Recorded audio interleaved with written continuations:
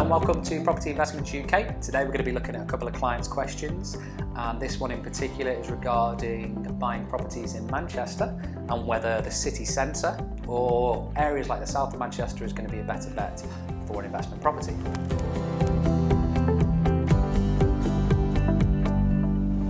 Okay, so the question is from Dr. Syed. It says, "Dear Rob, hope you're well. My name is Dr. Syed and I've just seen your video, the best places to invest in Manchester." So we have a couple of other videos on the website and on our YouTube channel around finding property deals in Manchester, so we can put some of those links below this video for you. The question goes on, "I'm looking to buy soon. I'm a first time buyer," and that's great. "I know you've said South Manchester is good, which it is, performing very well at the moment. What do you think about Manchester city centre? I'm open to suggestions as to where I should buy, and I know there's areas across the city centre that are good. However, which ones do you think will appreciate in price more? I look forward to hearing from you, Dr. Syed." So to help answer your question, it depends completely on, again, your individual kind of criteria. So there's another video that we will link to on goal setting, which just helps to analyse a little bit more about what you're looking to achieve. And that is everything from your tenant profile through to your target rental yield and potential maybe for capital growth in that property. But city centre of Manchester is very different to the south of Manchester, not only for kind of things like tenant profile, but also certainly for rental yields, the cash flow that those properties might generate, and certainly the growth as well. So Manchester city centre as a kind of an location or in an area, it can vary from development to development. So you could look at one particular block, it might catch your eye, or a particular flat, but the price of that property compared to the rental income that you'd get for it, and also when you factor in other service charges, maintenance, management of the tenants, all those kind of things, could actually become cash flow negative. So although the idea of buying in the city centre of any location, but let's say specifically Manchester, might be appealing, it might not make the most sense as a buy-to-let investment when you start to look and break down the figures, because it could be cash flow negative. Now that's not the same across the whole across the Manchester city centre. There are locations and developments and pockets of areas that can perform quite well.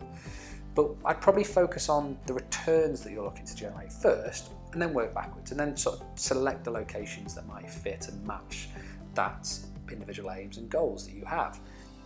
South Manchester as an area, for example, may also give you more options for resale if you ever did choose to sell. So if you can compare like for like, in the city centre of Manchester, the majority of buyers for those types of apartments are investors, or maybe individuals looking to have a kind of an ownership or a home ownership in that location.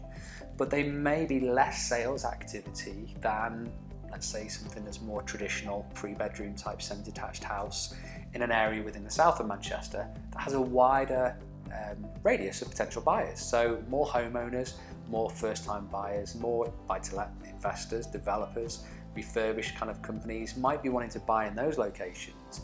So simply from a supply and demand point of view, when you're looking to sell that property, you might have more ability to flip it on or to resell it later on down the line, when it comes to comparing like for like a property in South Manchester compared to a property in the city centre.